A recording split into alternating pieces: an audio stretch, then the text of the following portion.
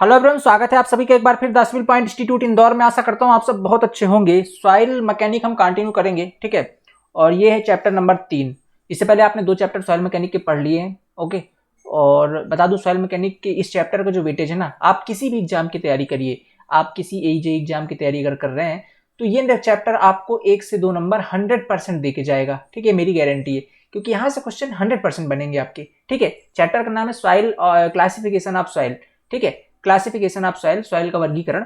तो यहाँ से डेफिनेटली जो है तो क्वेश्चन बनते ही बनते हैं। आप मध्य प्रदेश सब इंजीनियर उठाइए, आप और कोई एग्जाम उठा लीजिए, आप डीडीए उठा लीजिए, कोई भी एग्जाम उठा लीजिए, वहां पर इस टॉपिक से क्वेश्चन आपके बनेंगे ही बनेंगे, ठीक है। 1 से 2 नंबर क्वेश्चन आपसे पूछे ही जाएंगे। तो स्टार्ट करते हैं। आज का चैप्टर क्या है? सॉइल मैकेनिक, ठीक है। इससे पहले 2 चैप्टर हो चुके हैं।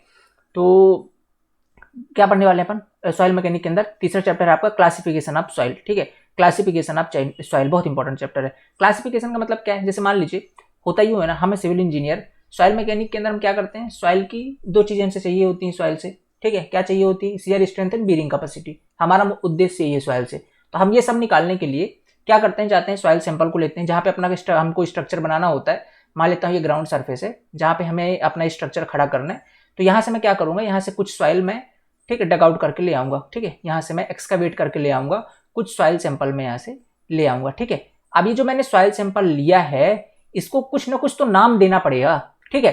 कुछ ना कुछ तो नाम देना पड़ेगा भाई, हर चीज का नाम देना पड़ता है ना। आपका नाम होगा रामू सामू, जो भी है, आपकी बाबू आपको बाबू सोना, जो भी बुलाती है तो कुछ ना कुछ नाम दे के बुलाती है ना, ठीक है। तो ऐसे ही जब अपन इस सॉइल सैंपल को इस यहाँ से एक्सकावेट करके लेके आएंगे तो इसका भी कुछ ना कुछ हमको नाम देना पड़ेगा, ठीक है। हम इसको क्या कह सकते हैं? हम इसको या तो सैंड कह दें, ठीक है। हम इसको या तो सैंड कह दें, हम इसको या तो ग्रेवल कह दें, ठीक है, ग्रेवल कह दें, या तो हम इसको सिल्ट कह सकते हैं, ठीक है, सिल्ट कह सकते हैं, या तो हम इसको क्ले कह सकते हैं, ठीक है। तो ये जो हम इनके नाम देंगे, इनके कुछ विशेष गुणों के आधार पर देंगे, ठीक है। ऐसा नहीं कि हम किसी को कुछ भी बोल देंगे भाई।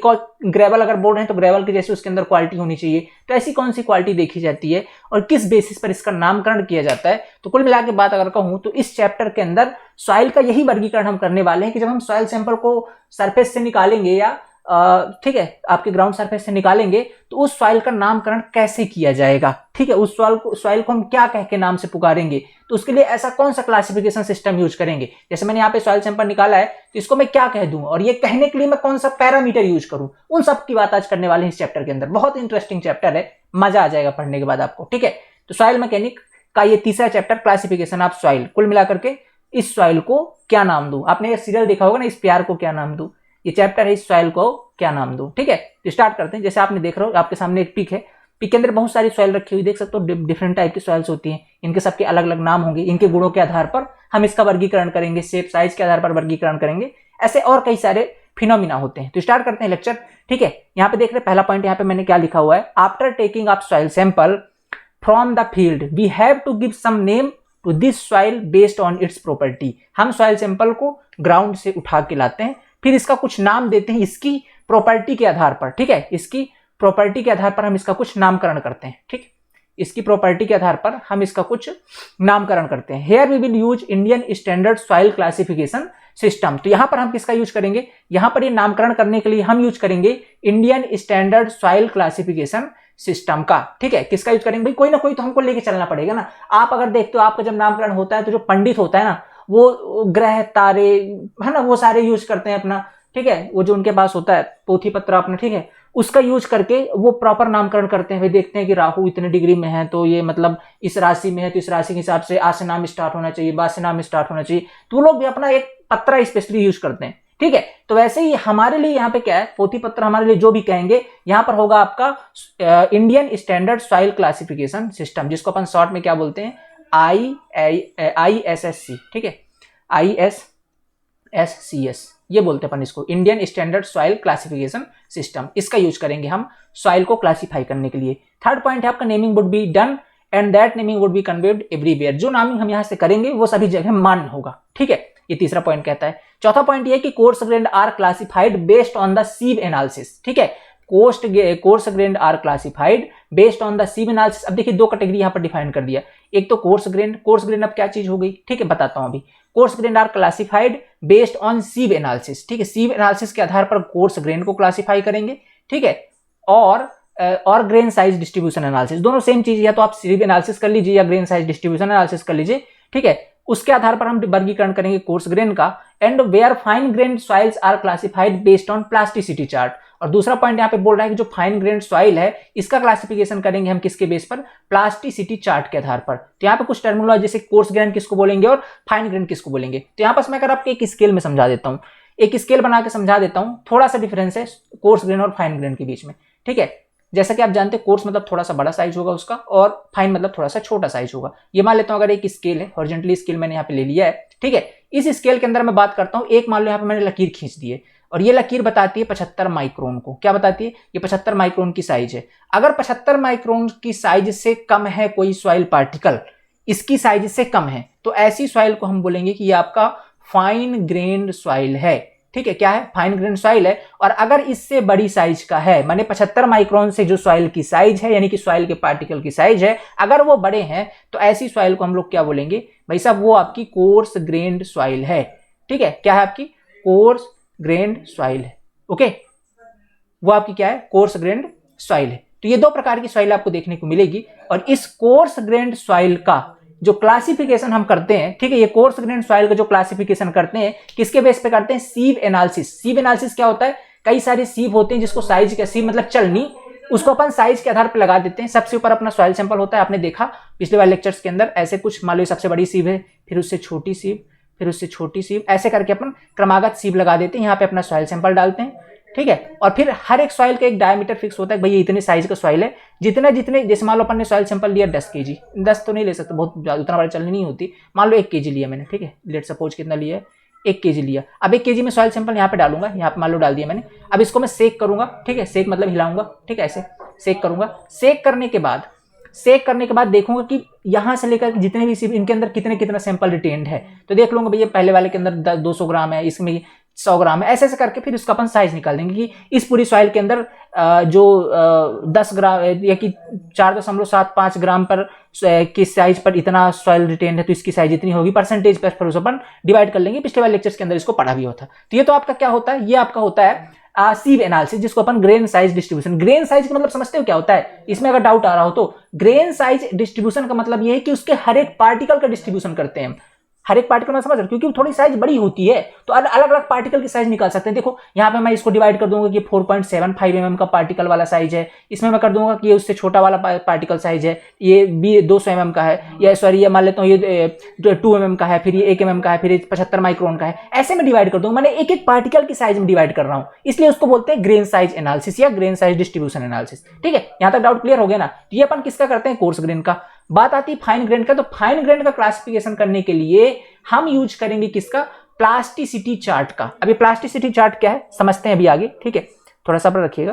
प्लास्टिसिटी चार्ट क्या है? एक यहाँ पास मैंने इंडियन स्टैंडर्ड सॉइल क्लासिफिकेशन जो सिस्टम होता है ISCCS, ठीक है, ISSCS का एक कंप्लीट साइज का टेबल सामने रखा है। इसको देख लीजिए, यहाँ से क्वेश्चन बनेगा, कभी कभी पूछ लेता है। जैसे क्ले की साइज कितनी होती है? तो 2 माइक्रोन से अगर कोई छोटा पार्टिकल है, 0.002 mm बोले, या इसको अपन 2 माइक्रोन भी बोल सकते हैं, ठीक है, 2 माइक्रोन भी बोल सकते हैं। तो अगर 2 माइक्रोन, 1 माइक्रोन में कितना? 10 के घाते -6 मीटर, याद रखना, ठीक है। तो 2 माइक्रोन से अगर छोटा पार्टिकल है तो उसको बोलेंगे क्ले है। अगर 2 माइक्रोन से 75 माइक्रोन, ये mm पे है, आप माइक्रोन भी बोल सकते हो, कोई इशू नहीं है। तो 2 माइक्रोन से मैं इसको बोल देता हूँ माइक्रोन, ठीक है। या आप 0.02 mm से लेकर 0.075 mm तक है तो इसको बोलेंगे कि ये सिल्ट है। फिर इसके बाद सैंड की बात करें, 0.075 mm से लेकर के 4.75 mm तक है तो उसको क्या बोलेंगे अपन? वो आपका सैंड है, ठीक है, वो आपका क्या है? सैंड है। लेकिन अब समझिएगा, यहाँ पे 3 कैटेगरी सैंड में डिवाइड कर रखा है। एक तो होता है आपका फाइन सैंड, दूसरा होता है मीडियम सैंड, और तीसरा होता है आपका कोर्सर सैंड। आपने देखा हो घर वगैरह में जो अपन प्लास्टरिंग के लिए यूज करते हैं तो अपन फाइन सैंड यूज करते हैं। अपन अगर कास्टिंग के लिए यूज कर रहे हैं, मान लो कहीं पे RCC के लिए यूज करते हैं तो वहाँ पे थोड़ा सा कोर्स सैंड यूज कर लेते हैं। तो ये 3 कैटेगरी होती है। तो इनकी कौन कौन साइज देख सकते हो? 0.075 mm से लेकर के 0.425 mm तक तो फाइन है। फिर इसके बाद 0.425 से 2 mm तक तो फिर वो मीडियम है। 2 से लेकर 4.75 तक तो फिर वो आपका कोर्सर है। देन इसके बाद आता है आपका ग्रेवल। ग्रेवल कहां से? ग्रेवल 4.75 से लेकर के 80 mm तक होता है, ठीक, ऐसे देखना है, 4.75 से 80 mm तक होता है, ओके। और जो इसमें भी 2 कैटेगरी बेसिकली, फाइन है और एक कोर्स है। एक होता है 4.75 से लेकर 20 mm तक, ओके, 20 mm तक, और दूसरा होता है आपका 20 से लेकर के आपका 80 mm तक। इसको अपन एक फाइन बोलते हैं, दूसरा आपको कोर्स बोलते हैं। फिर आता है आपका कोबल। कोबल मतलब आप ठीक है, थोड़ा सा ऐसा समझ सकते हो, बोल्डर से छोटा और कोर्स गिट्टी ग्रेवल से थोड़ा सा बड़ा होता है, कोबल बोलते हैं उसको, ठीक है। 80 से लेकर के 300 mm तक होती है साइज, और अगर 300 से ज्यादा बड़ा है फिर उसको बोल्डर बोलते हैं। ये डायरेक्टली अपन रॉक से निकालते हैं, वो बोल्डर होता है, फिर इसको 2-3 पार्ट में तोड़ते हैं तो उसको अपन कोबल बोलते हैं, फिर इस कोबल को डाला जाता है क्रशर मशीन में तो फिर ग्रेवल बनता है। तो तीनों प्रोसेस समझ में आ गई। डायरेक्ट रॉक से निकलेगा तो क्या निकलेगा, बोल्डर, फिर आएगा कोबल, फोड़ेंगे उसको, पहले पत्थर पहले तोड़ जाते हैं फिर डाले जाते हैं तो कोबल बनता है, फिर कोबल के बाद डाला जाता है आपका ग्रेवल में कन्वर्ट होता है क्रशर मशीन में, ठीक है। तो ये तो होगी प्रोसेस। ये साइज आपको समझ में आ गई सारी, ये साइज सारे अच्छे से याद रख लीजिएगा, बहुत इंपॉर्टेंट है। अब चलते हैं अपन अगला, ये पीडीएफ मिल जाएगी आपको, पीडीएफ पढ़ लीजिएगा, फिलहाल यहाँ पे भी समझ लीजिए। अब इसके बाद ये आती है अगला पॉइंट, देखिए क्या important, if more than 50% of the soil sample is finer than 75 micron then it will be known as fine grain soil. एक बात तो समझ में आ गई कि ठीक है, फाइन ग्रेन सॉइल आपने समझा दिया कि क्या होती है, थोड़ा डिफिनेशन वाइज यहाँ पे मैंने लिख दिया है। अगर मान लेता हूँ कोई सॉइल सैंपल आपको दे दिया है, ठीक है, अब जरूरी थोड़ी है कि यार सब में फाइन ही फाइन हो या एकदम ही फाइन हो, नहीं होता ऐसा, कुछ कोर्स भी मिक्स होता है, ठीक है, कुछ कोर्स भी मिक्स होता है। तो मान लो आपको कोई सॉइल सैंपल दिया हुआ है, ठीक है, ये आपको कोई सॉइल का सैंपल है, ठीक है, ये कोई सॉइल सैंपल है। अब इस सॉइल सैंपल के अंदर कोर्स भी होगा और फाइन भी होगा, तो आप कैसे डिसाइड करेंगे कौन सा कोर्स है कौन सा फाइन है। तो आप इसको क्या करिएगा, अगर इस सैंपल में 50% जो फ्रैक्शन, 50% मतलब समझ रहे हो, टोटल अगर 50, ये टोटल अगर 1 kg का है तो 500 ग्राम 50% फ्रैक्शन, 50% फ्रैक्शन अगर 75 माइक्रोन से छोटा है, 75 माइक्रोन से छोटा है, ठीक है, समझना, 75 माइक्रोन से छोटा लिखा है ना यहाँ पे, finer than the 75 micron, 75 micron से छोटा है, तो इसको अपन लोग क्या बोलेंगे, इसको बोलेंगे कि ये आपका फाइन ग्रेन्ड सॉइल है। क्या है, फाइन ग्रेन्ड सॉइल है। और दूसरा कंडीशन ये है कि अगर 50% से ज्यादा, 50% से ज्यादा का फ्रैक्शन ग्रेटर देन है 75 माइक्रोन से, ठीक है, क्योंकि देखो मैंने यहाँ पे आपको बताया ना 75 माइक्रोन एक बॉर्डर लाइन होती है, 75 माइक्रोन से अगर बड़ा है साइज तो उसको कोर्स बोलेंगे और अगर छोटा है तो फाइन बोलेंगे। लेकिन अगर एक ही सॉइल में दोनों हो, केवल कोर्स और फाइन दोनों, तो कैसे डिसाइड करेंगे, तो फिर वो 50 का क्राइटेरिया। भाई चुनाव में भी ऐसे ही होता है ना, 50% से मतलब जिसको इनक्यामन वोट मिले उसको जीत मिल जाती है, ठीक है, समझ रहे हो ना, ऐसी हाल है यहाँ पे। तो अगर 50% से ज्यादा 75 माइक्रोन से बड़ा है तो उसको अपन क्या बोल देते हैं, उसको बोल देते हैं ये कोर्स ग्रेन सॉइल है, ठीक है। वो क्या है आपका, कोर्स ग्रेन सॉइल है। यहां तक कहानी क्लियर है, यहां तक कोई दिक्कत नहीं ना। 50% से ज्यादा फ्रैक्शन अगर 75 माइक्रोन से कम है तो वो फाइन ग्रेन्ड है। अगर 50% से ज्यादा फ्रैक्शन 75 माइक्रोन से ज्यादा है तो फिर आपका क्या है, 75 माइक्रोन से बड़ा है, फ्रैक्शन माने उसके पार्टिकल की साइज बड़ी है, ठीक है, 75 माइक्रोन से, तो आपका क्या है, कोर्स ग्रेन्ड है। यहां तक कहानी क्लियर है। कोर्स ग्रेन्ड और फाइन ग्रेन्ड में अब कोई दिक्कत नहीं आएगी, ये पॉइंट आपका यही बताता है, ओके।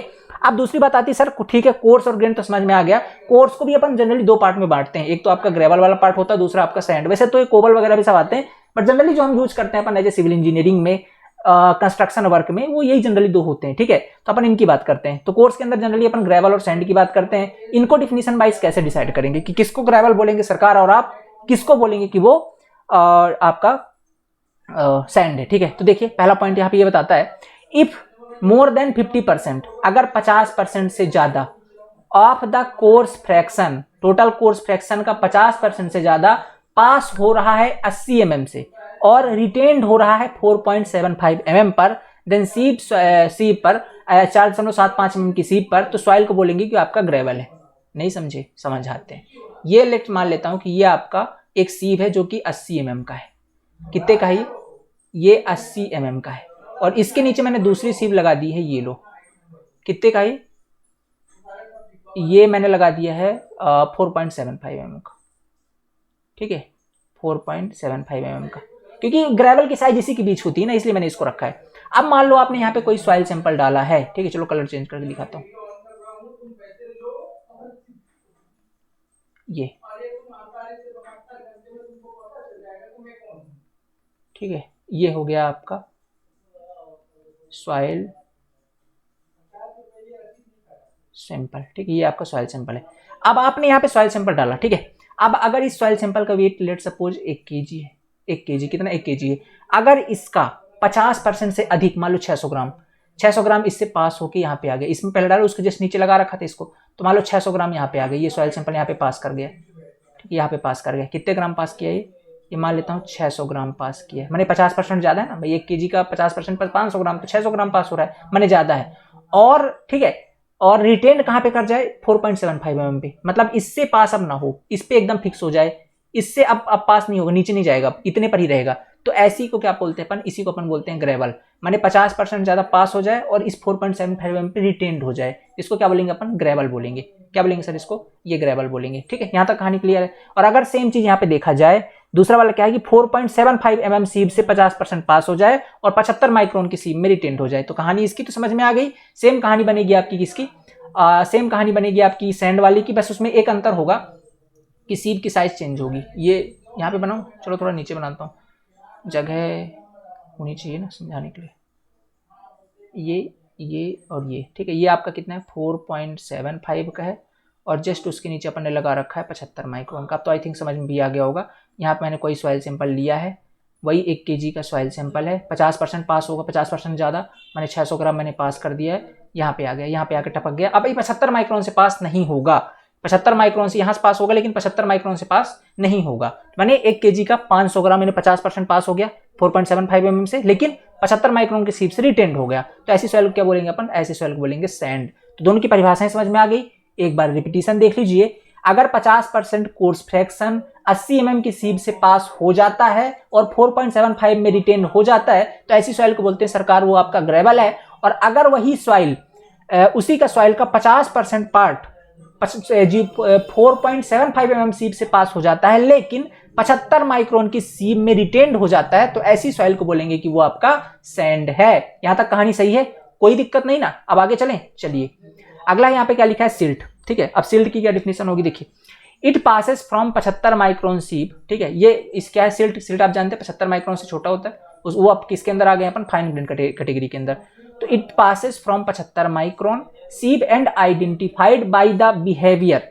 पहले तो अपन उसको 75 माइक्रोन की सीब से पास करवाएंगे, तो ये क्लियर हो गया भैया ये आपका फाइन ग्रेन है। अब फाइन में भी दो चीजें आती हैं, एक तो क्ले, दूसरा सिल्ट।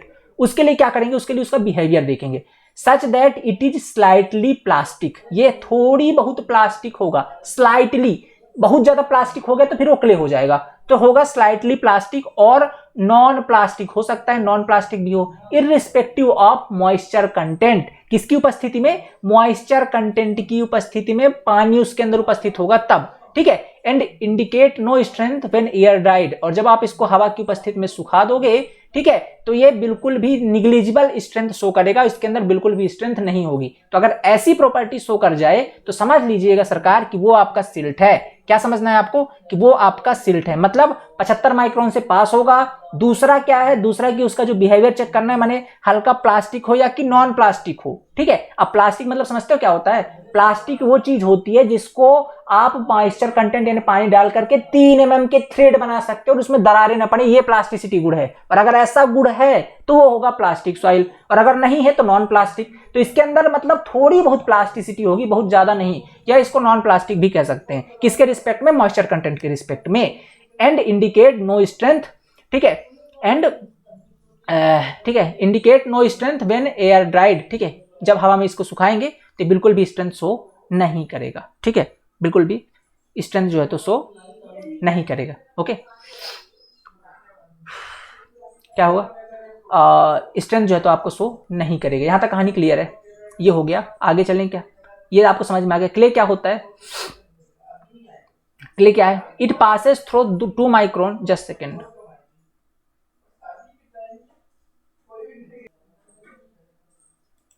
ठीक है, चलिए आ जाइए क्ले की बात कर लेते हैं। देखिए क्ले क्या है, इट पासेस थ्रू 2 माइक्रोन। पहली बात तो 2 माइक्रोन से पास होगा, वहां पे 75 माइक्रोन से पास हो रहा था, यहाँ पे 2 माइक्रोन से पास करवाना है भैया, साइज में अंतर आ गया ना।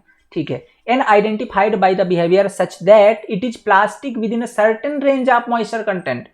इसके अंदर क्या देखना है कि प्लास्टिक होगा with in certain range of moisture content, moisture content की एक निश्चित सीमा के अंदर ये प्लास्टिसिटी का गुण शो करेगा। And indicates considerable strength when air dried, और जब आप इसको हवा की उपस्थिति में सुखा दोगे, ठीक है, तो ये ठीक है इंडिकेट करेगा कुछ स्ट्रेंथ। ठीक है, मतलब अगर हवा की उपस्थिति में आप इसको ड्राई कर दोगे, एकदम सुखा दोगे, तो इसके अंदर कुछ ना कुछ स्ट्रेंथ रहेगी। तो ऐसा ये प्रॉपर्टी शो कर रहा है, तो ये आपको होती है क्या, क्ले होगी। ठीक है, ऐसा बिहेवियर शो करी तो आपका क्या होगा, क्ले होगा। तो क्ले का समझ लिया।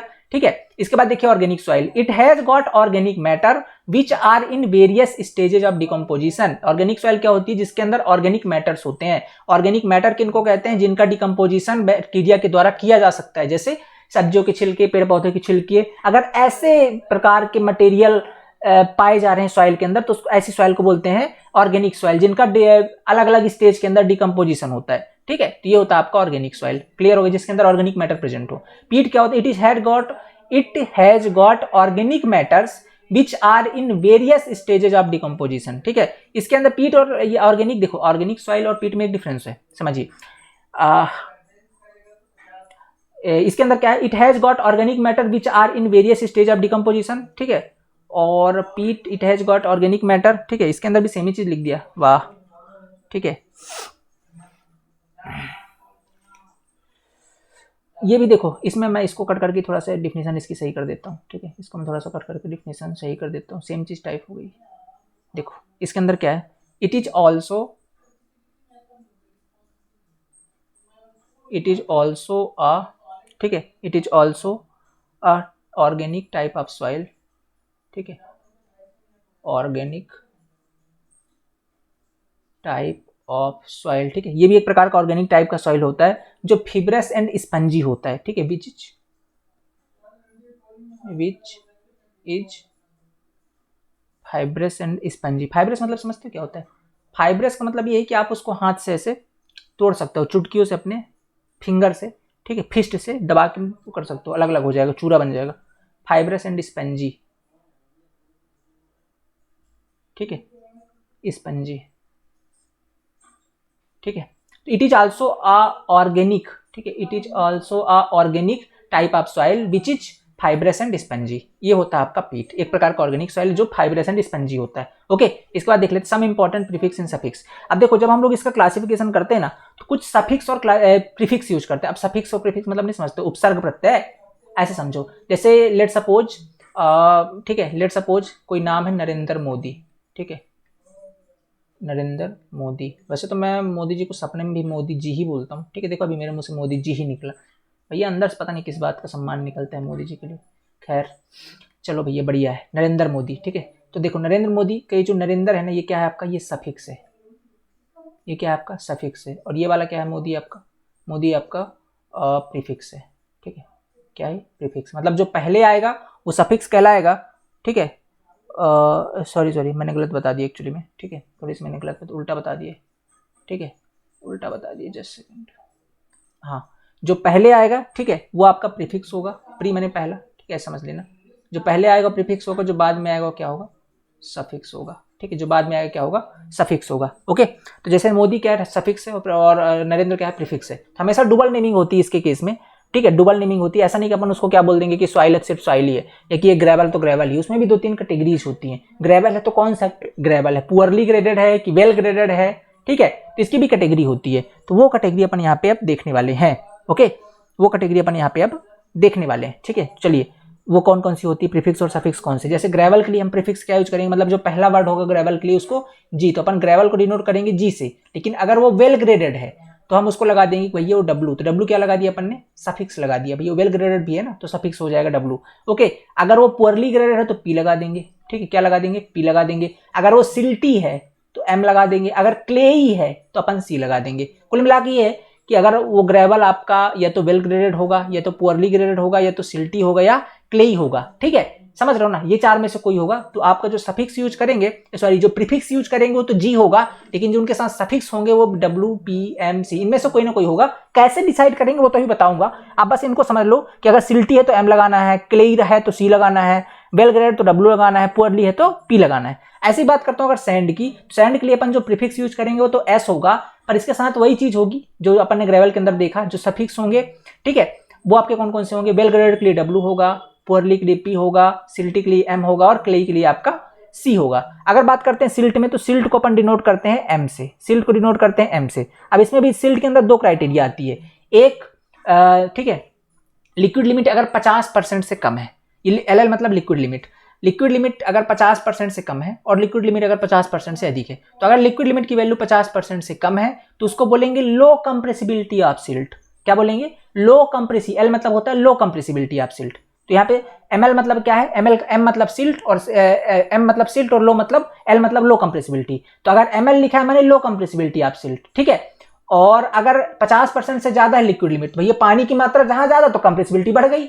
नहीं समझे भैया? देखो वॉइड्स के अंदर पानी अगर ज्यादा भर गया तो पानी को अगर दबाएंगे तो पानी निकल के भाग जाएगा ना, सॉइल थोड़ी भागेगा, तो कंप्रेसिबिलिटी ज्यादा हो जाती है, इसलिए हाई कंप्रेसिबल बोल देते हैं उसको। ठीक है, अपन ज्यादा कंप्रेस कर सकते हैं वाटर कंटेंट ऐड करके। ठीक है, और इसका दूसरा रीजन क्या है, चलो फिर इसको कंपैक्शन वाले चैप्टर में से पढ़ चुके हैं, ठीक है, वहां पे डिसाइड कर देख लेंगे अच्छे से। इसको देखो, अगर 50% लिक्विड लिमिट की मात्रा ज्यादा है, 50% ज्यादा है, तो उस केस में क्या हो जाएगा, उस केस में इसको क्या बोलेंगे, हाई कंप्रेसिबिलिटी ऑफ सिल्ट। क्या बोलेंगे, हाई कंप्रेसिबिलिटी ऑफ सिल्ट। ठीक है, हाई कंप्रेसिबिलिटी ऑफ सिल्ट, तो एच यूज करेंगे हाई के लिए। सेम चीज होती है क्ले के केस में, क्ले के लिए यूज करते हैं अपन सीव टर्म, और जो एल होता है एल अगर लिक्विड लिमिट की वैल्यू 50% से कम है तो लो कंप्रेसिबिलिटी ऑफ क्ले, अगर 50% ज्यादा लिक्विड लिमिट तो हाई कंप्रेसिबिलिटी ऑफ क्ले, मतलब एच यूज कर देंगे। सेम चीज होती है ऑर्गेनिक सॉइल, ऑर्गेनिक सॉइल में भी सेम होता है, low compressibility of organic soil, high compressibility of organic soil. ठीक है, और यहाँ पास होता है आपका पीट, पीट को वही पीटी से डिनोट करते हैं। ठीक है, जिसके अंदर स्पंजी या फाइब्रस मटेरियल प्रेजेंट होता है, एक प्रकार का ऑर्गेनिक मटेरियल है, मैट सॉइल है। अब देखो यहाँ पास कैसे देंगे, जैसे DW तो GW लिख देंगे, GP लिख देंगे, GM लिख देंगे, GC, यहाँ पे SW, SP, SM, SC, ML, HH, SS करके इनको अपन शो करते हैं। तो ये आपको सिफिक्स और प्रीफिक्स जो है ना, एक बार में याद रख लीजिएगा, बहुत काम आएंगे, इनसे आप तुरंत एक बार सॉल्व कर पाओगे। ठीक है, तो टेबल आपको मिल जाएगी PDF के अंदर, इसको जरूर याद कर लीजिएगा। आगे चलते हैं, classification of fine grain soil. ठीक है, classification of fine grain soil, देखो फाइन ग्रेन सॉइल क्लास, आप देखो कोर्स ग्रेन का तो अपन किसके थ्रू करते हैं, बाय यूजिंग सीव एनालिसिस। पहले बात कर लेते हैं किसकी, फाइन ग्रेन की। फाइन ग्रेन का कैसे करते हैं, फाइन ग्रेन का करते हैं हम बाय यूजिंग, ठीक है, फाइन ग्रेन का करते हैं अपन बाय यूजिंग प्लास्टिसिटी चार्ट। अब देखो प्लास्टिसिटी चार्ट क्या है, प्लास्टिसिटी चार्ट के अंदर क्या होता है ना, एक होती है हॉरिजॉन्टल एक्सिस, ये वाली जैसे आपको दिख रही है, ये वाली आपकी हॉरिजॉन्टल एक्सिस हो गई। ठीक है, जस्ट सेकंड मैं कलर चेंज कर लेता हूँ। ठीक है, हाँ, ये हो गई आपकी हॉरिजॉन्टल एक्सिस, और ये होती है आपकी वर्टिकल एक्सिस। ये दोनों आपकी हॉरिजॉन्टल वर्टिकल। हॉरिजॉन्टल एक्सिस में अपन लिखते हैं लिक्विड लिमिट को। ठीक है, लिक्विड लिमिट। अब यहाँ पे आपको डाउट हो सकता है क्योंकि लिक्विड लिमिट जनरली हम दिखाते हैं WL से, और एक भी यहाँ पे LL लिखा हुआ है, तो दोनों सेम चीज है, घबराना नहीं है। WL भी लिक्विड लिमिट से रिप्रेजेंट करते हैं, LL को भी लिक्विड लिमिट से ही दिखाते हैं, तो घबराना नहीं है आपको। ठीक है, और दूसरे जो वाई एक्सिस इस पे दिखाते हैं अपन PI होते हैं आपकी प्लास्टिसिटी इंडेक्स। ठीक है, प्लास्टिसिटी इंडेक्स को दिखाते हैं अपन किससे, वर्टिकल एक्सिस से। अब इनके बीच एक ग्राफ बनता है जिसको बोलते हैं अपन प्लास्टिसिटी चार्ट, जो बेसिकली ये शो करता है कि सॉइल की कंडीशन कौन सी है, और ये शो करता है फाइन ग्रेन सॉइल के केस में कि सॉइल आपका क्ले है कि आपका सिल्ट है। ठीक है, अब इसमें देखिएगा 0 से लेकर के 60 तक आपको दिखाई दे रहा है प्लास्टिसिटी इंडेक्स की वैल्यू, और 0 से लेकर के 100 दिखा रहा है आपका लिक्विड लिमिट की वैल्यू। अब इसमें समझने वाला पॉइंट ये देखिए, आपको इसमें CL दिख रहा है ऊपर की ओर। CL मतलब क्या मैंने बताया, C मैंने क्ले, और ले L मतलब होता है लो कंप्रेसिबिलिटी, तो CL क्या है, low compressibility of clay. CH दिख रहा है मैंने हाई कंप्रेसिबिलिटी ऑफ क्ले। ठीक है, ये होता है। अब यहाँ पे इनकी बॉर्डर लाइन कौन सी है, कहां से CL स्टार्ट हो रहा है और कहां से आपका CH तक है। तो देखो यहाँ पे जो 50% दिख रहा है ना, ये इसकी बॉर्डर लाइन है। 50% से पहले है अगर, तो उसको बोलेंगे 50% माने 50% बेसिकली लिक्विड लिमिट की वैल्यू है। तो अगर लिक्विड लिमिट की वैल्यू 50% से कम है, अगर अभी मैंने बताया ना लिक्विड लिमिट की वैल्यू, यहाँ पे देखो, यहाँ पे देखो, इसलिए मैंने चार्ट को अच्छे से बोला। यहाँ पे देखो क्या लिखा है, लिक्विड लिमिट की वैल्यू 50% से कम है, तो उस केस में क्या बोलेंगे कि लो कंप्रेसिबिलिटी। तो यहाँ पे अगर आप इस प्लास्टिसिटी चार्ट में देखेंगे तो यहाँ पर जो आपको CL दिख रहा है, कुल मिला के जो 50% बॉर्डर दिख रहा है, इसके पहले अगर आपका पॉइंट ड्रॉप हो रहा है, जो अभी आप सॉल्व करोगे, मतलब ठीक है, अगर आपकी सॉइल की पोजीशन जो है तो वो 50% से कम है, माने उसमें लिक्विड लिमिट की वैल्यू 50% से कम है, तो आपके दिमाग में बात क्लिक कर जानी चाहिए कि सरकार ये जो सॉइल है ना, ये आपकी लो कंप्रेसिबिलिटी है। अब वो सिल्ट हो या आपका क्ले हो, वो बाद में डिसाइड करेंगे। पहले ये समझ जाइए कि अगर लिक्विड लिमिट की वैल्यू 50% से कम है, मतलब वो क्या है, आपका लो कंप्रेसिबिलिटी है। जैसे कि आप यहाँ पे देख रहे हो, इसमें अपन ने वो अब इस लाइन के ऊपर भी है। अब दो कैटेगरी है, एक तो 50% से देख लिया कि लो है कि आपका CH है, इसमें एक कैटेगरी और है बेसिकली। ठीक है, डायरेक्टली अपन यहाँ पे नहीं देखते हैं, यहाँ पर हम एक इंटरमीडिएट का भी क्राइटेरिया लगा सकते हैं। जनरली आपको सभी जगह देखने को नहीं मिलेगा, ठीक है, बट यहाँ पास एक इंटरमीडिएट का भी क्राइटेरिया होता है। ओके, इंटरमीडिएट कैसे होता है, जैसे अपन ये 50 है ना, तो इसको एक पार्ट में और तोड़ सकते हैं, ये 35 वाले में। ठीक है, बहुत जगह देखने को नहीं मिलेगा। ठीक है, तो 35% वाला जो पार्ट है ना, ये 35% से लेके जो 50% वाला क्राइटेरिया है, इसके बीच में एक इंटरमीडिएट भी बोल देते हैं। तो जो लो होता है बेसिकली 35 से पहले होता है, और जो हाई होता है 50 के बाद होता है, और 35 और 50 के बीच में आपका CI आ जाता है, जिसको इंटरमीडिएट बोलते हैं। पर जनरली सभी जगह दिखेगा नहीं, इसलिए मैंने यहाँ पर मेंशन नहीं किया है। तो एक बार जान लीजिए ऐसा होता है, कहीं पे पूछ ले तो। बाकी जनरली आपको ऐसा ही दिखेगा, लो और हाई के केस में अपन समझते हैं। ठीक है, तो जो लो होता है 50% से कम है तो लो हो गया, 50% ज्यादा है तो आपका हाई कंप्रेसिबिलिटी ऑफ क्ले कहलाएगी। अच्छा, वो तो क्ले और सिल्ट बाद में डिसाइड होगा। वो कैसे डिसाइड होगा कि क्ले है सिल्ट है, क्ले और सिल्ट डिसाइड होगा इस लाइन से, जो आपको ये दिखाई दे रहा है। इसको बोलते हैं अपन प्लास्टिसिटी इंडेक्स, PI, जो आपको दिख रहा है। और इसका जो स्लोप होता है, इसको अपन A लाइन बेसिकली बोलते हैं। क्या बोलते हैं, A लाइन। और इस जो A लाइन का स्लोप होता है, एक समीकरण के थ्रू अपन दिखाते हैं, जो होता है आपका यहाँ पे लिखा हुआ है 0.73। ठीक है, क्या होता है 0.73 लिक्विड लिमिट माइनस का 20, ठीक है। यहाँ पे नहीं यार समझ में, यहाँ पे लिख देता हूँ चलो, 0.73 लिक्विड लिमिट WL माइनस का 20, WL बोलूँ या LL बोलूँ दोनों सेम चीज है, यहाँ पास भी देखो लिखा हुआ है लिक्विड लिमिट माइनस 20। अब इसी जो समीकरण इसी से हम तय करेंगे कि वो सॉइल आपकी क्ले होगी कि सिल्ट होगी। मतलब अगर आपके इस ग्राफ के ऊपर यहां कहीं पे लैंड कर रही है आपकी जो सॉइल समीकरण में रखने के बाद, तो आप तय कर लीजिएगा कि वो आपका क्ले है। लाइन के नीचे है तो मान लीजिएगा कि सिल्ट है। इसमें एक क्राइटेरिया और है, देखो यहाँ पे 0 से लेकर के, ठीक है, यहाँ पे दो चीजें दिख रही है। एक ये जो पहली वाली लाइन है ये 4 को दिखाती है, दूसरी वाली लाइन आपको 7 को दिखाती है। 0 से लेके 4 के बीच में तो प्योर आपका सिल्ट होगा, और 4 से लेके अगर 7 के बीच में है ना, 4 से लेके 7 के बीच में प्लास्टिसिटी इंडेक्स की वैल्यू है, तो फिर आपको मिला जुला रूप होगा क्ले और सिल्ट का, ठीक है। यहां पर जो है तो क्ले और सिल्ट मिल जाती है 4 से लेके 7 के बीच में, ठीक है। 4 से लेके 7 के बीच में क्ले और सिल्ट मिल जाती है, और 0 से लेके अगर 4 तक है प्लास्टिसिटी इंडेक्स की वैल्यू तो केवल सिल्ट होगा, और फिर 7 के बाद ऊपर प्योरली क्ले होगा। तो 4 और 7 के बीच में अगर प्लास्टिसिटी इंडेक्स की वैल्यू आती है तो वहां पर आपका Cl और Ml, क्योंकि दोनों भैया 50% से कम वाले हैं लिक्विड लिमिट की वैल्यू, तो लो होगा, और सिल्ट और क्ले दोनों, इसलिए Cl और Ml होगा, माने क्ले भी होगा उसके अंदर और सिल्ट भी होगा। कब? प्लास्टिसिटी इंडेक्स की वैल्यू 4 से लेके 7 के बीच में है। तो ध्यान रखिएगा, बात कंफ्यूजन वाला पॉइंट है, पूछ लेता है कभी कभी, ठीक है। तो यहां तक कहानी समझ में आ गई। अब देखिए आपको कैसे तय करना है कि भैया वो सिल्ट होगा कि क्ले होगा, तो लाइन को देखना होता है, और लाइन का हमारे पास समीकरण होता है। समीकरण क्या है? 0.73 लिक्विड लिमिट माइनस 20, और लिक्विड लिमिट की वैल्यू आपको दी रहती है, ठीक है। और इसका एक चीज और, एक तरीके से और निकाल सकते हैं।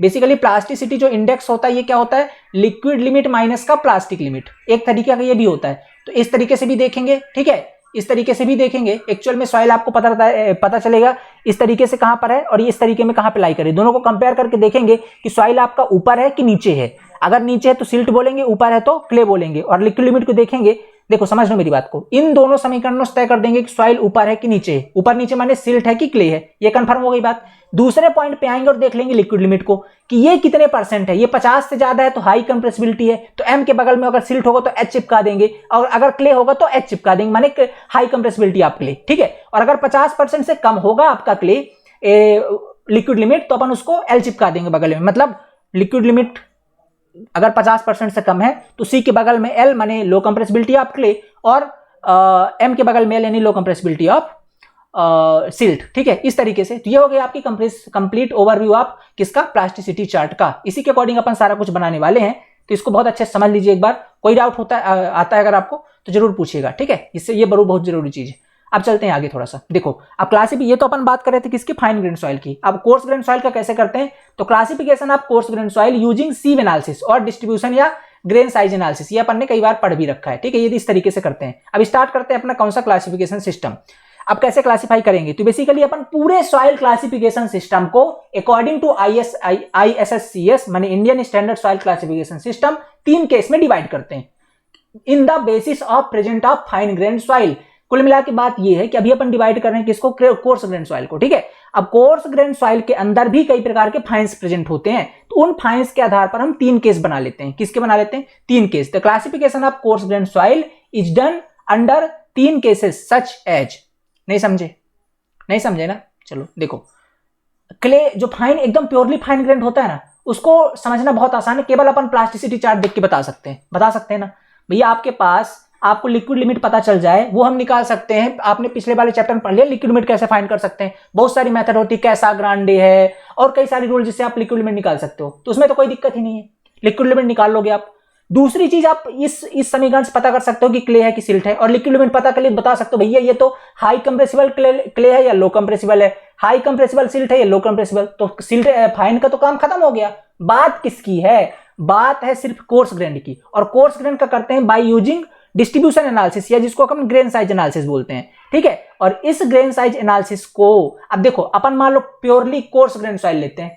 अब प्योरली कोर्स ग्रेन सॉइल में भी भाई साहब उसके अंदर भी फाइन्स प्रेजेंट होते हैं, ठीक है। ऐसा नहीं ना कि प्योर ही चीजें मिल जाएंगी। आप अपनी बाबू को कितना भी चुन लो अच्छे तरीके से, उसके अंदर भी कुछ ना कुछ कमियां होंगी ही होंगी, है कि नहीं? बात सही बताओ, है ना? आप कुछ भी बोल दो, 2 घंटे मुंह फुला के बैठ जाएगी, 2 दिन बात नहीं करेगी, है कि नहीं? कमियां भले आपने पसंद किया है, सेम चीज यहां भी होती है। भले कोर्स ग्रेन सॉइल है, लेकिन उसके अंदर भी कुछ ना कुछ फाइन्स प्रेजेंट हैं, और उन्हीं प्रेजेंट ऑफ फाइन्स के बेसिस पर हम 3 केस में डिवाइड कर देते हैं टोटल कोर्स ग्रेन के सॉइल क्लासिफिकेशन सिस्टम को। पहला केस आपके सामने है, पहला केस क्या है, परसेंटेज फाइन्स अगर आपका 5% से कम है तो, ठीक है, परसेंटेज फाइन्स अगर आपका 5% से कम है तो उस केस में, ठीक है, उस केस में क्या होगा, उस केस में अपन इस फाइन्स को निग्लेक्ट मारते हैं, इस फाइन्स पर ध्यान ही नहीं देते। दो केस बनाते हैं उस केस में, भैया कोर्स ग्रेन्ड तो दो केस बनेगा, देखना ध्यान से और समझना अच्छे से। पहला क्या होगा, भैया कोर्स ग्रेन्ड है तो पहला तो ग्रेवल हो सकता है, ठीक है, और दूसरा आपका सैंड हो सकता है। भाई कोर्स के अंदर दो ही चीज अपन पढ़ते हैं जनरली, जिसका हम डायरेक्टली फील्ड में यूज करते हैं। अब बोलोगे सर कोबल ओबल, तो कोबल ओबल तो बाई प्रोडक्ट है, उन्हीं से तो बनते हैं ये ग्रेवल और सैंड, ठीक है, दो अपन उनको नहीं, दो ही की बात करते हैं, ग्रेवल और सैंड की, ठीक है। आप समझो ये जो ग्रेवल और सैंड है इनकी भी दो कैटेगरीज होंगी, क्या क्या होगा, इनकी भी दो कैटेगरी होगी, हमेशा डबल नेमिंग होती है, तो दो कैटेगरी, डबल नेमिंग मतलब दो वर्ड यूज होते हैं, ठीक है, सफिक्स और प्रीफिक्स। ग्रेवल की बात करूं तो ग्रेवल में दो प्रकार कैटेगरी आएगी, एक तो आपका वेल ग्रेडेड ग्रेवल होगा, ठीक है, ये पहली कैटेगरी हो गई, मतलब इनकी सब कैटेगरी हो गई, और दूसरा इसके अंदर आएगा आपका पुअरली ग्रेडेड, ठीक है, दूसरा इनके अंदर क्या आएगा आपका पुअरली ग्रेडेड, पुअरली ग्रेडेड, ठीक है। वेल ग्रेडेड का जो सिंबल होता है क्या, किससे डिनोट करते हैं, डब्ल्यू से। अब चूंकि ग्रेवल है तो ग्रेवल का सिंबल हम डालते हैं जी है, तो इसके बगल में क्या लिख देंगे, जी डब्ल्यू, और यहाँ पे क्या लिख देंगे, जी, और इसको डिनोट करते हैं पी से, तो जीपी, ठीक है। पर अपन कब डिसाइड करेंगे यार, ग्रेवल तो डिसाइड करना आसान है, कैसे, सीव एनालिसिस के थ्रू, 50% बाई डिफिनीशन, दिमाग लगाओ, डिफिनीशन मैंने बताया था कि अगर 80 mm से 50% पास हो जाए और 4.75 पे 50% से ज्यादा रिटेन्ड हो जाए तो मैं उसको कह दूंगा कि वो ग्रेवल है। याद हुआ, दिमाग में आया ना, तो ग्रेवल तो मैं डिसाइड कर सकता हूं, लेकिन मैं ये कैसे डिसाइड करूंगा कि सरकार वो वेल ग्रेडेड है कि पुअरली ग्रेडेड है, ठीक है। तो ये डिसाइड करने की एक क्राइटेरिया होती है। क्राइटेरिया क्या है, क्राइटेरिया ये है कि सीयू जो है तो ग्रेटर देन होना चाहिए 4 से। अब सीयू क्या चीज है, D60 आउट ऑफ D10, पिछले वाले चैप्टर का याद करिए, उसको बोलते हैं CU, coefficient of uniformity, uniformly, ठीक है, यूनिफॉर्मिटी जो भी है। सीयू अगर 4 से ज्यादा है और आपका जो सीसी है वो, ठीक है, सीसी आपका 3 से और 1 के बीच में होना चाहिए। ये दो क्राइटेरिया सेटिस्फाई करवाना है हमको, ठीक है। अगर ये दो सेटिस्फाइड हो रहा है इसका मतलब है कि वो वेल ग्रेडेड है, वो आपका वेल ग्रेडेड है, सीयू की वैल्यू 4 से अधिक और सीसी की वैल्यू 1 से लेकर 3 के बीच में हो तो आपका वेल ग्रेडेड है। और अगर ऐसा नहीं है, ठीक है, अगर ये चीज नहीं है, अगर ये चीज नहीं है तो फिर क्या होगा, यहां पे लिख देता हूं अदरवाइज, अदरवाइज तो पुअरली ग्रेडेड, ठीक है, अदरवाइज आपका पुअरली ग्रेडेड होगा। कोई डाउट ही नहीं बचा इसमें, तो अब क्लियर हो गया ना। मतलब हमको देखना है कि सीयू वैल्यू दी रहेगी 4 से ज्यादा है अगर सीयू वैल्यू तो भैया वेल ग्रेडेड है, और इन दोनों को देखना है, सीसी की वैल्यू भी आपका 1 से लेकर 3 के बीच होना चाहिए। ऐसा होगा ही, ऐसा नहीं कि एक ना मिले दूसरा मिल जाए, ऐसा हो ही नहीं सकता, कुंडली दोनों के साथ में मिलेगी, तो घबराना बिल्कुल भी नहीं है, ठीक है। पहला केस समझ में आ गया। ग्रेवल चेक करेंगे कहां से, डिफिनीशन वाले से, सीव एनालिसिस वाले से। Well graded poorly graded check करेंगे सीयू और सीसी की वैल्यू से।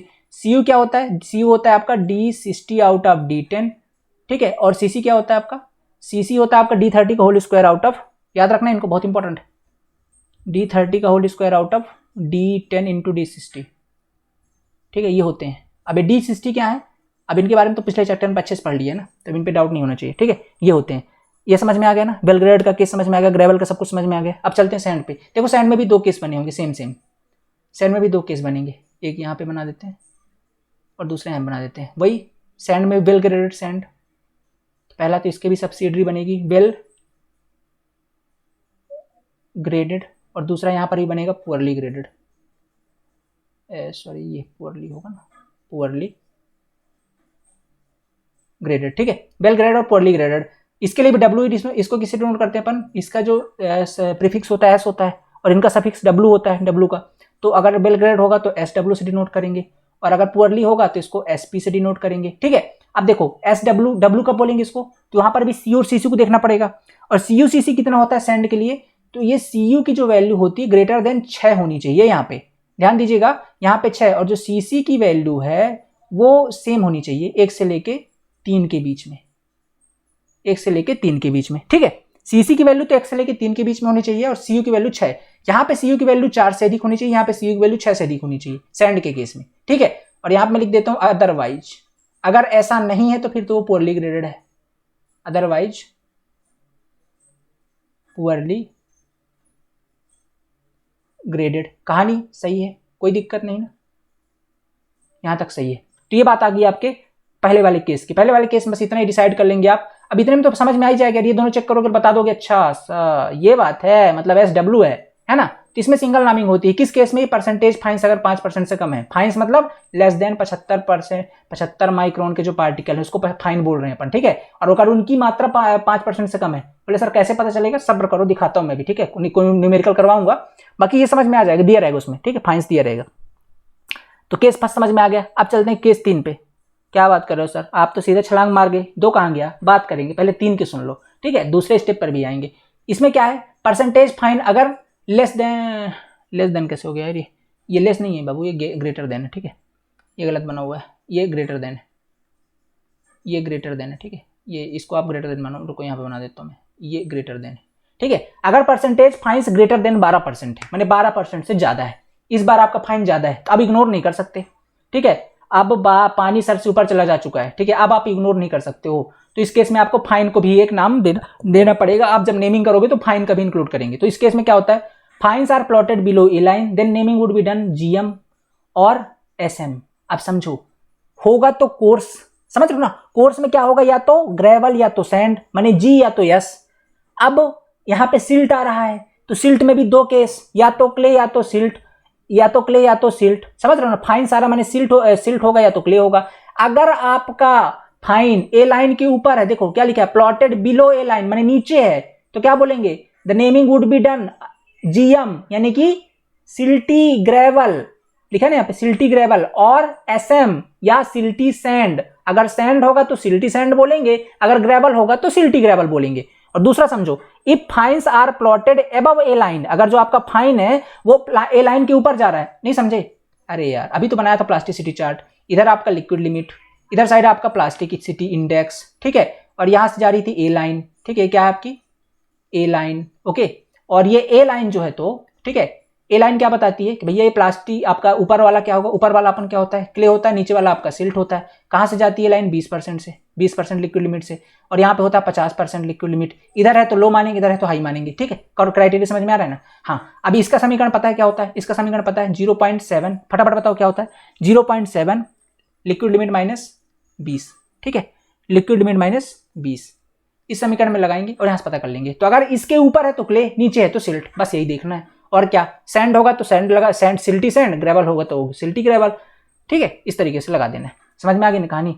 तो अगर ए लाइन के ऊपर प्लॉट कर रहा है और अगर आपका सैंड है, क्या बोल रहा हूं मैं, हाँ, अगर क्ले है ए लाइन के ऊपर प्लॉट हो रहा है, और अगर ग्रेवल है तो उसको बोलेंगे क्लेई ग्रेवल, और अगर सैंड है तो बोलेंगे क्लेई सैंड। क्लियर हो गया ना कॉन्सेप्ट। चलो आगे आ जाओ। अब बस इसमें इतना ही है यार, इसमें इतनी कहानी है, एक बार फिर समझा देता हूँ। देखो क्या करना है, इस दूसरे वाले केस में पहले देखना होता है परसेंटेज फाइन अगर 12% ज्यादा है, आपका दिमाग तुरंत चल गया, अच्छा 12% से ज्यादा, मतलब यहाँ पे कहानी क्या है, सिल्ट विल्ट का कॉन्सेप्ट आएगा कुछ, ठीक है।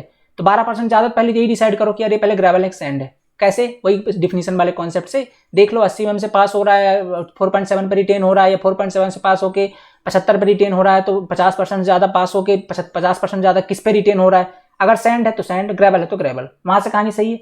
दूसरा पॉइंट पे आएंगे, अब सिल्ट है कि क्ले है ये डिसाइड करना है। तो एक बार लेट सपोज आपने डिसाइड कर लिया कि ग्रेवल है, अब आपको डिसाइड करना है सिल्ट है कि क्ले है। उसके लिए क्या करेंगे, आ जाएंगे प्लास्टिसिटी चार्ट पे। अब देखेंगे ये समीकरण लगा के कि इसके ऊपर जा रहा है कि नीचे जा रहा है। ऊपर जाएगा तो इसके बगल में क्ले चिपका दीजिएगा, और नीचे जा रहा होगा तो इसके बगल में एम चिपका दीजिएगा। तो ये अगर एम आया तो सिल्टी ग्रेवल बन गया, और अगर आपका सी आया तो सिल्टी सॉरी अगर सी आया तो क्लेई ग्रेवल बन गया, और अगर आपका एम आया तो सिल्टी ग्रेवल बन गया। सिंपल सी बात है, ठीक है, इस तरीके से करना है, बन जाएगा ना। और अगर सैंड आया तो सैंड में भी ऐसे करना है। चलिए अब अगले केस पे आते हैं। ये वाला थोड़ा सा दिक्कत वाला केस है। दूसरा वाला जो केस है ना, ये थोड़ा सा और मतलब दिक्कत नहीं है, बहुत ईजी है, 2 मिनट में समझा दूंगा अभी, ठीक है, बहुत ईजी है, बट ये है कि थोड़ा सा बड़ा है। देखो कैसे, इसमें क्या केस तुम्हें 5 से लेकर 12% के बीच में, तो यहाँ पे डबल नेमिंग होगी। इसमें क्या होती है, डुअल नेमिंग। क्या होती है, डबल नेमिंग, ठीक है, क्या होती है, डुअल नेमिंग होती है। डुअल नेमिंग याद रखना, डुअल नेमिंग केस 3 में होती है, केस 2 में होती है, ठीक है। क्या होती है इसमें, देखो एक तो पहली चीज क्या, 5 से 12 के बीच में, तो आपको तो ग्रेवल और सैंड में डिसाइड करना है। तो पहला तो क्राइटेरिया हम लिख लेंगे, भैया ये इधर साइड मान लेता हूँ कि ये ग्रेवल है, और दूसरा मान लेता हूँ कि आपका ये क्या है, सैंड, ठीक है। ये मान लेता हूँ पहला वाला ग्रेवल है, और दूसरा वाला मान लेता हूँ कि ये सैंड है आपका। यहाँ तक कहानी क्लियर है। अब इसके अंदर भी 2 चीजें आएंगी, एक तो आपका वेल ग्रेडेड होगा, ठीक है, पहला वाला क्या होगा, वेल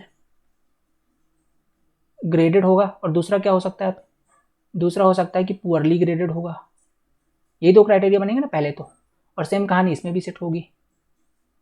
ठीक है, क्या हो कहानी, यहाँ पास भी वेल ग्रेडेड होगा, वेल ग्रेडेड होगा, और दूसरा आपका पुअरली ग्रेडेड होगा। यहाँ तक कहानी सबको पता रहती है, क्योंकि इससे पहले वाले केस में इतना ही करते थे, लेकिन इसमें एक स्टेप और आगे करेंगे, एक स्टेप आगे और कहाँ से जाते हैं। अब इसमें जो सिल्ट की मात्रा है इसको भी कंसीडर करना है। तो अब वेल ग्रेडेड है तो कौन सा वेल ग्रेडेड है, सिल्टी है कि क्लेई है, क्योंकि 5 से 12 है तो इग्नोर नहीं करना है, 5 से कम था तो इग्नोर कर दिए, 12 से ज्यादा था सिर्फ सिल्ट ले लिए। अब दोनों के बीच में है ना, तो वेल ग्रेडेड वाला भी बताना है और पुअरली ग्रेड ये वाला भी बताना है कि मतलब कंडीशन कैसी ग्रेवल की, और दूसरा ये भी बताना है कि क्लेई है कि सिल्टी है। अब इसके लिए क्या करना पड़ेगा, इसके लिए भी दो क्राइटेरिया इनमें और डिवाइड हो जाएंगे।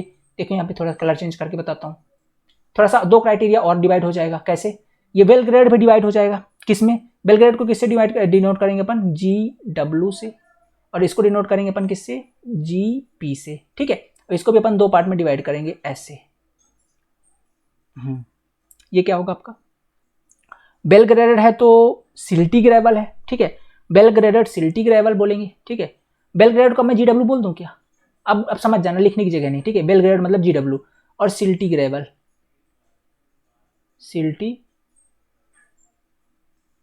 ग्रेवल, ये इसको मैं शॉर्ट में लिखूं यहाँ पे तो GW इंटू GM। ठीक है, मतलब GM वाला कॉन्सेप्ट और आएगा, सिल्टी ग्रेवल ऊपर में पता है ना, दूसरा वाला केस मैंने जो तीसरा वाला केस, मैंने जो दूसरा केस है इसमें पहला और तीसरा दोनों आ जाते हैं। ठीक है, ये समझ लो बस। तो इसमें क्या आ जाएगा, वेल ग्रेडेड सिल्टी ग्रेवल है, इसको शॉर्ट में लिखेंगे GW इंटू GM, और दूसरा वाला केस इसमें क्या आ जाएगा, well graded clayey gravel, clayey gravel. ठीक है, क्लेई ग्रेवल, क्लेई ग्रेवल, और इसको अगर शॉर्ट में लिखेंगे तो क्या लिखेंगे, GW इंटू का GC। ठीक है, अब ये चीजें आएंगी, यहां तक नेमिंग होगी, यहां तक कहानी क्लियर है। चलो अब इसमें भी देखो सेम चीज इसके अंदर भी होगा, अब इसके अंदर थोड़ा सा मैं शॉर्ट लिखूंगा, अब समझदार हो गए हो ना आप लोग। तो देखो पुअरली ग्रेडेड है तो मतलब GP होगा। ठीक है, दो पार्ट में डिवाइड होगा ना ये भी। ठीक है, तो पुअरली ग्रेडेड माने GP, पुअरली ग्रेडेड, ठीक है, पुअरली ग्रेडेड सिल्टी ग्रेवल या पुअरली ग्रेडेड क्लेई ग्रेवल, तो GP GM, समझ रहे हो, सेम चीज है, GW के बगल में GP लग दिया बस, बाकी वही सिल्टी ग्रेवल, और यहां पर भी से क्लेई ग्रेवल, तो GP और GC। ठीक है, तो GP मतलब पुअरली ग्रेडेड, ठीक है, पुअरली ग्रेडेड, GP मतलब पुअरली ग्रेडेड सिल्टी ग्रेवल, क्या बोलेंगे इसको, इसका नाम कैसे लेंगे, poorly graded silty gravel. GP माने पुअरली ग्रेडेड, GM माने सिल्टी ग्रेवल, GP माने पुअरली ग्रेडेड, GC माने सिल्टी क्ले। ठीक है, क्लेई ग्रेवल। ठीक है, कंफ्यूजन हो रहा है क्या, नहीं अभी इतना दिमाग पे लोड मत डालो, अभी इतना भी टफ नहीं आया ये। ठीक है, देखो समझो, वेल ग्रेडेड के अंदर अपन ने क्या किया, दो पार्ट में डिवाइड किया, एक तो GW था, एक आपका पहले था GW। वेल ग्रेडेड के अंदर दो पार्ट में GW दोनों आ गए। इसके बगल में क्या लिखेंगे, एक तो सिल्टी ग्रेवल होगा, दूसरा क्लेई ग्रेवल होगा। सेम चीज पुअरली ग्रेडेड में है, एक तो सिल्टी ग्रेवल होगा, दूसरा पुअरली क्लेई ग्रेवल होगा। तो यहाँ पास क्या बोलेंगे इसको, poorly graded silty gravel, poorly graded clayey gravel. यहाँ पे क्या बोल रहे थे, well graded silty gravel, well graded clayey gravel. Clear होगा ना, लिख देता हूँ, चलो भूल जाओगे ना आप लोग, कंफ्यूजन होता है। क्या लिखेंगे, poorly graded, poorly graded silty gravel, silty gravel, और इसको क्या बोलेंगे अपन, poorly graded, poorly graded clayey gravel, clayey gravel. कहानी यहां तक सही है, कोई दिक्कत नहीं ना। तो ये वाला तो आपको समझ में आ गई चीजें। ठीक है, इसको मैं कर दिया एक पार्ट के अंदर। तो पहला पार्ट ग्रेवल का समाप्त, जितना चीज ग्रेवल में किए हैं ना, सारा कांड आपको सैंड के साथ करना है। ठीक है, सारा कांड आपको सैंड के साथ करना है। देखो वेल ग्रेडेड है तो इसको भी अपन क्या बोलते हैं, GS बोलेंगे, सॉरी SW बोलेंगे यार, SW वेल ग्रेडेड सैंड, या SP पुअरली ग्रेडेड सैंड। इसमें भी दो पार्ट में फटाफट डिवाइड कर देते हैं अपन। कौन कौन सा होता है, वेल ग्रेडेड को डिवाइड करेंगे दो पार्ट में, तो क्या आ जाएगा, SW और SM। ठीक है, और यहाँ पास क्या आ जाएगा आपका, SW और SC। नहीं समझे, वेल ग्रेडेड सिल्टी सैंड, यहाँ पे वेल ग्रेडेड क्लेई सैंड। ठीक है, सेम चीज इसके अंदर भी, इसके अंदर क्या चीज है, पुअरली ग्रेडेड माने SP, और बगल में लगा दो आप SM। ठीक है, और यहाँ पर भी क्या आ जाएगा आपका SP, और बगल में चिपका दो आप क्या, SC। ठीक है, मैंने poorly graded silty sand, poorly graded silty clayey, poorly graded clayey sand, अरे यार SC ही आएगा यहाँ पे, ठीक है। हाँ ठीक है, ठीक है, क्लियर क्लियर।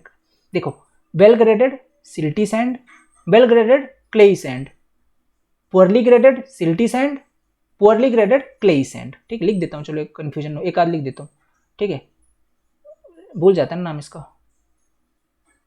वेल ग्रेडेड, ठीक है, वेल ग्रेडेड सिल्टी, नाम ऐसे लेना होता है, ठीक है, ये मत भूलना, सिल्टी सैंड, ठीक है। इसमें वेल ग्रेडेड क्लेई सैंड, इसमें एक लिख देता हूँ, पुअरली ग्रेडेड सिल्टी सैंड, ठीक है। सेम चीज इसके अंदर पुअरली ग्रेडेड क्लेई सैंड, ठीक है। अब बन जाएगा ना। तो ये था इसका कंप्लीट क्लासिफिकेशन। इस तरीके से आपको निकालना है। ये होता है 5 से 12 वाला। तो इसमें कैसे करेंगे, पहले तो निकाल लेंगे ग्रेवल है कि सैंड है, फिर देखेंगे कि CO की वैल्यू से और CC की वैल्यू से वेल ग्रेडेड है कि पुअरली ग्रेडेड है, फिर दूसरे स्टेप में A लाइन वाला प्लास्टिसिटी चार्ट लगा देख लेंगे सिल्ट है कि ग्रेवल है। तो इस तरीके से लिख देंगे, ठीक है। बाकी समझ में आ गया होगा, दोनों का यूज है बस इसके अंदर। अब चलेंगे अपन यहाँ से, आपका कॉन्सेप्ट क्लियर हो गया। अब डायरेक्ट कर लेते हैं न्यूमेरिकल एक दो, तो सारे कॉन्सेप्ट एकदम क्लियर हो जाए, ठीक है। न्यूमेरिकल कर लेते हैं। देखो एक न्यूमेरिकल आपके सामने, बताना है कौन सा सॉइल। देखो टोटल वेट दिया है सॉइल सैंपल का 10 kg, प्रीवियस में पूछा हुआ क्वेश्चन है, डायरेक्ट सॉल्व कर लेंगे क्वेश्चन तो तुरंत आसान हो जाएगा, ठीक है। क्या दिया हुआ है 10 kg दिया हुआ है। आप सॉइल सैंपल 4.75 mm बराबर है 3 kg, माने ग्रेटर देन है, ठीक है, ग्रेटर देन है, ग्रेटर देन 4.75 mm से 3 kg है, और लेस देन 75 माइक्रोन से आपका 3.5 kg है। लिक्विड लिमिट की वैल्यू 40% और प्लास्टिक लिमिट आपका 20%। सॉइल का नाम बताना है। देखो टोटल वेट कितना है 10 kg, उससे 10 kg, ठीक है, और 4.75 mm से बड़ा कितना है 3 kg, ठीक है। तो माने जो 4.75 mm से बड़ा कितना है 3 kg बड़ा है ना, तो छोटा कितना होगा, 7 kg, माने जो लेस देन है 4.75 mm से, ठीक है, लेस देन 4.75 mm से वो कितना है 7 kg है। माने कुल मिला के बात ये है इसका मतलब ये हो गया, ठीक है, इसका मतलब ये हो गया कि यहाँ पे लिख देता हूँ ना सॉल्यूशन में, ठीक है। सॉल्यूशन देखो लेस देन कितना है 7 kg है भाई, टोटल 10 kg दिया है, तो 4.75 mm से छोटा कितना है 7 kg, माने जो छोटा होगा वो पास कर जाएगा। माने 4.75 mm की मान लेता हूँ ये सीब है, 4.75 mm की सीब है, तो इससे पास कितना हो गया है सॉइल सैंपल। ये सॉइल सैंपल था, ऐसे सॉइल सैंपल कितना था, ये 10 kg था, 10 kg, तो इसका पास कितना हो गया 7 kg, ठीक है। माने 50% से ज्यादा, लिख देता हूँ यहाँ पे, मोर देन 50%, मैंने 50% ज्यादा तो पास हो गया, ठीक है। अब ये 50% ज्यादा अगर रिटेन हो जाता है किसके अंदर, इसके नीचे वाली सीप कौन सी होती है, इसके नीचे वाली सीप होती है सरकार आपकी 75 माइक्रोन वाली, 75 माइक्रोन इसमें रिटेन हो जाती है। तो देखो 75 माइक्रोन से छोटा कितना है, केवल 3.5 kg। तो देखो यहाँ से समझो मेरी बात को, 3.5 kg इससे छोटा है, तो ये 7.5 किलो इसके अंदर आ गया। इसके अंदर जो टोटल सैंपल कितना है भाई, ऊपर से आया नीचे कितना 7 किलो था, इससे पास अब कितना हुआ है टोटल, इससे छोटा ही पास हो सकता है ना भाई, अगर ये होल है तो इससे छोटी चीज इससे पास होगी ना। तो सेम चीज 75 माइक्रोन से छोटा कितना है 3.5, तो 3.5 पास हो गया होगा, तो ये 3.5 kg क्या हो गया, पास हो गया। तो अंदर कितना बच गया सैंपल, यहाँ पर जो नेट सैंपल बचेगा पास होने के बाद वो बचेगा 3.5 kg, माने 50% तो है ना, 50% जो है तो रिटेन हुआ है, और 50% क्या हुआ है, रिटेन्ड हुआ है। तो कुल मिलाकर के कह सकते हैं ना अपन कि देखो यहाँ से देखा जाए तो मोर देन 50% पास हो गया 4.75 mm से, और रिटेन्ड हो गया 75 माइक्रोन पे, हो गया ना भाई। 50% तो रिटेन्ड हो गया, 7 kg का 75% रिटेन्ड, 50% 3.5 kg रिटेन्ड हुआ है, तो कुल मिला के कौन सा सॉइल कहलाएगी। तो आप ये देख के बता सकते हो कि जब 50% ज्यादा पास हुआ था 4.75 mm से और 75 माइक्रोन पे रिटेन्ड हुआ था, तो ये जो कहानी बताती है ना कि सरकार ये कहानी आपकी सैंड है, ठीक है, ये हम बता सकते हैं। ये क्या है, आपकी सैंड है, सैंड ही है ना, 4.75 पास होगा और 75 पर रिटेन्ड होगा, तो क्या हो गया, सैंड हो गया। यहां तक समझ में आ गया। अब एक चीज और इसके अंदर देखना है, परसेंटेज फाइन्स देखिए, परसेंटेज फाइन्स देखना होता है दूसरे केस में। परसेंटेज फाइन मतलब 75 माइक्रोन से छोटे वाले पार्टिकल, तो ये कितने हैं देखो 3.5 kg है, कितना 3.5 kg। अब ये परसेंटेज देखना है, तो यहाँ पे लिखेंगे परसेंटेज फाइन्स, ये दूसरा स्टेप है, ठीक है, स्टेप नंबर इसको सेकंड बोल देना। पहला तो हम लोग यही फाइंड करते हैं कि क्या क्या है, सैंड है ग्रेवल है, तो फर्स्ट में हमने सैंड फाइंड कर लिया। दूसरे में देखेंगे परसेंटेज फाइन्स कितना है 3.5 kg। अब 3.5 kg को परसेंटेज में देखेंगे तो 3.5 और टोटल सैंपल 10 kg का है, गुणा भाग करके 100 का गुणा कर दीजिए, आएगा टोटल 35%। कितना परसेंट, 35%, माने जो परसेंटेज फाइन्स है कितना 35%, मोर देन 12%, 12% से ज्यादा है। तो उस केस में क्या करेंगे, उस केस में हमारा कौन सा केस बन रहा है, केस नंबर कौन सा है, 12% से ज्यादा हो तो केस 3 होता है। तो हेयर कौन सा है, here will be here will be case third, ठीक है, हेयर विल बी केस 3, ठीक है। यहाँ पे केस कौन सा है, यहाँ पे आपका केस जो है तो थर्ड है, ठीक है।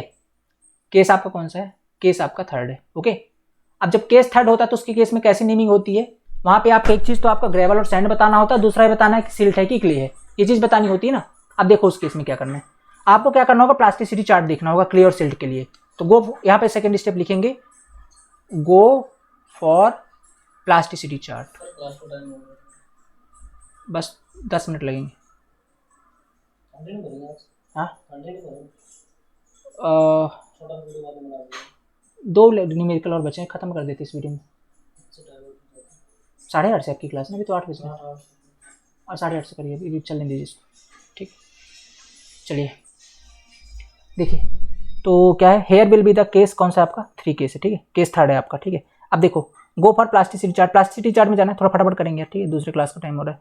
तो क्या है ये, हाँ प्लास्टिसिटी चार्ट चलेंगे, वहाँ पे क्या चीज़ देखते हैं, प्लास्टिसिटी चार्ट बना देता हूँ फटाफट में। यहाँ पे ये प्लास्टिसिटी चार्ट मैंने बना दिया है, ठीक है। और ये आपका लिक्विड लिमिट है इधर तरफ, और ये आपका प्लास्टिसिटी इंडेक्स है इधर की तरफ, ठीक है। और ये 20% से आपका जा रहा है ए लाइन, जिसका स्लोप आपको 0.7, लिक्विड लिमिट माइनस का 20 होता है, ठीक है। अब देखो पहले तो मैं इसी वैल्यू पुट करूँगा, पी निकालता हूँ मैं, प्लास्टिसिटी इंडेक्स कितना है इसका 0.7, और लिक्विड लिमिट की वैल्यू कितनी दी गई है आपको, ये दिया है आपको 40%, ठीक है, 40, और माइनस कर दूंगा मैं 20 से, तो ये निकल कर आएगी इसकी वैल्यू 14.6, ठीक है, 14.6। और इसमें आप देखेंगे अगर, ठीक है, जस्ट सेकेंड, 14.6, तो अगर आप इसमें इंडिकेशन देखते हैं तो कुछ इस कदर होता है ना यहाँ पे, तो कहीं पे यहाँ पे कहीं पे आएगा 14.6, ठीक है, 14.6 यहाँ पे, और इसको अपन देखेंगे तो ये कुछ यहाँ पे आ रहा है, ठीक है, यहाँ पे आ रहा है, ओके, यहाँ पे आ रहा है, ठीक है, 40% के सामने अगर आप देखते हैं तो ये 40% लिक्विड लिमिट है, यहाँ पे आप देखोगे यहाँ पे आ रहा है। और दूसरा आप एक और प्लास्टिसिटी इंडेक्स निकाल सकते हो, कैसे, liquid limit minus plastic limit से, sorry liquid limit minus plastic limit से, दूसरा आपको ऐसे निकालना है।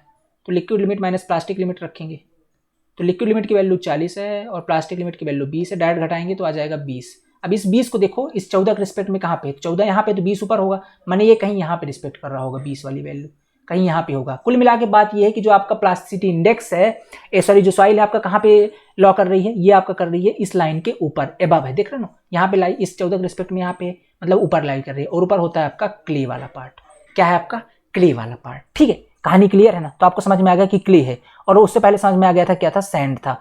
तो एस के बगल में लगा दीजिए सिल्ट, तो सॉइल आपका फाइनली क्या हो जाएगा, सॉइल आपका हो जाएगा एस और सी, माने अगर इसको बोलूं तो ये हो जाएगा आपका क्ले सैंड, क्ले सैंड, बस इतना ही बताना था इसमें, ठीक है। ये आपका क्या हो जाएगा, आपका क्ले सैंड, डन, कोई दिक्कत नहीं ना इस पे, आ गया समझ में, आ गया होगा आई थिंक यार, बहुत प्यार समझाया मैंने। ये पहला न्यूमेरिकल हो गया, चलो एक और न्यूमेरिकल करो फटाफट, एक और करो। देखो सॉइल सैंपल 10 kg दिया है, इस बार क्या दिया है, ग्रेटर देन 4.75 mm जो है तो 2.5 kg दिया है, ग्रेटर देन 4.75 mm की जो साइज है वो 2.5 kg है, ठीक है, और 75 माइक्रोन छोटा 1 kg है। तो आपको सेम चीज़ करना है, तो पहले स्टेप के अंदर क्या करना है, पहले सॉइल फाइंड करनी है, लिख देता हूँ मैं यहाँ पे सोल्यूशन, बताओ पहले केजी के अंदर क्या करना है, सॉइल फाइंड करनी है। सॉइल कौन सी होगी, देखो पहली चीज़ क्या है, 10 kg के सैंपल है और 4.75 mm से जब बड़ा कितना 2.5 kg है, ठीक है। तो मान लेता हूँ लेट सपोज ये आपका 4.75 mm का सीब है, ठीक है, और यहाँ पे मैंने 10 kg का अगर सैंपल रखा, ठीक है, तो इससे बड़ा कितना है 2.5 है, तो इससे पास कितना हो जाएगा,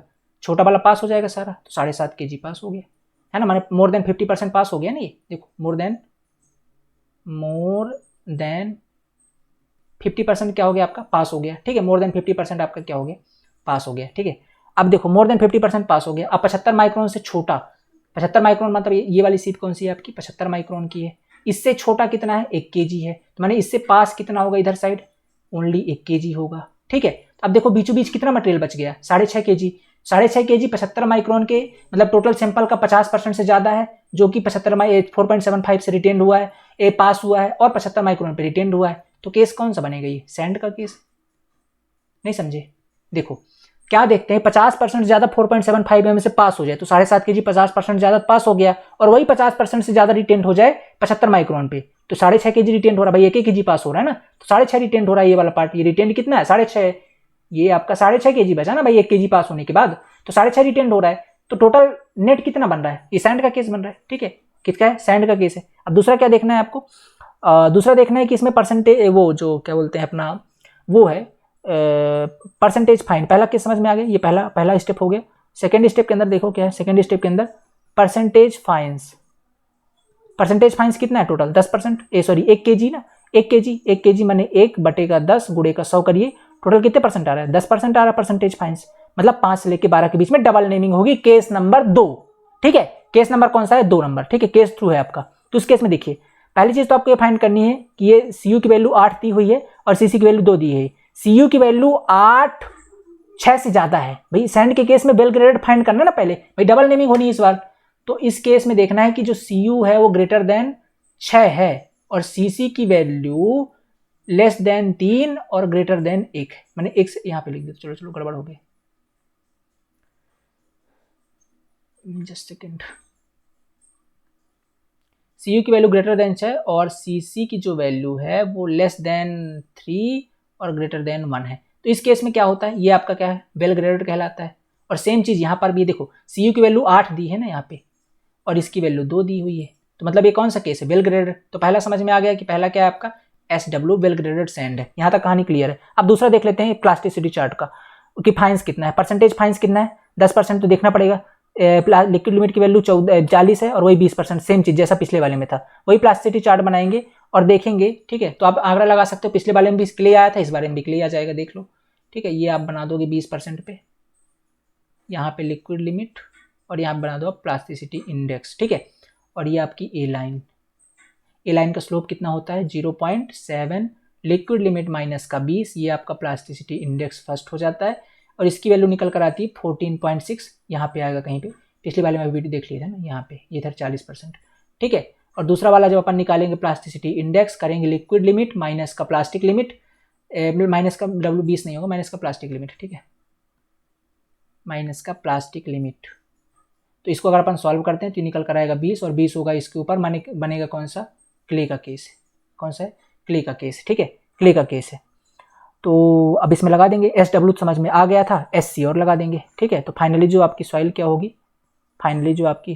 होगी, well graded silty, well graded clayey sand, माने SWSC, well graded clayey sand, ये आपका फाइनल सॉइल होगी। ठीक है, कोई दिक्कत नहीं यहाँ तक। चलो भाई आगे चलें, एक न्यूमेरिकल और है। अब ये न्यूमेरिकल मैं आपके ऊपर छोड़ता हूँ, बहुत ईजी, ये आपको करना है। ठीक है, तो आप देख लो न्यूमेरिकल, इसको आपको करना है और ये चैप्टर आपकी मुट्ठी में। ठीक है, तो एक वीडियो के अंदर एक चैप्टर अपन ने कंप्लीट कर लिया है, बहुत इंपॉर्टेंट वीडियो है, बहुत अच्छे से देखिएगा इसको। ठीक है, बार बार रिपीट करके, और ये नोट्स आपको मिल जाएंगे, इस नोट से अपने अच्छे तरीके से रिवाइज कर लीजिए। ठीक है, तो ये सॉइल का तीसरा चैप्टर आज होता है कंप्लीट। ओके, तो ये अब देख लीजिए और इसको आपको करना है। ठीक है, नेट सैंपल यहाँ पे 10 kg है, इससे बड़ा 2 kg, 75 माइक्रोन 8 दिया है। सॉइल का नाम बताना है, ये आप बताइए कमेंट बॉक्स में। ठीक है, मिलता हूँ नेक्स्ट लेक्चर के अंदर। Thank you so much. Okay.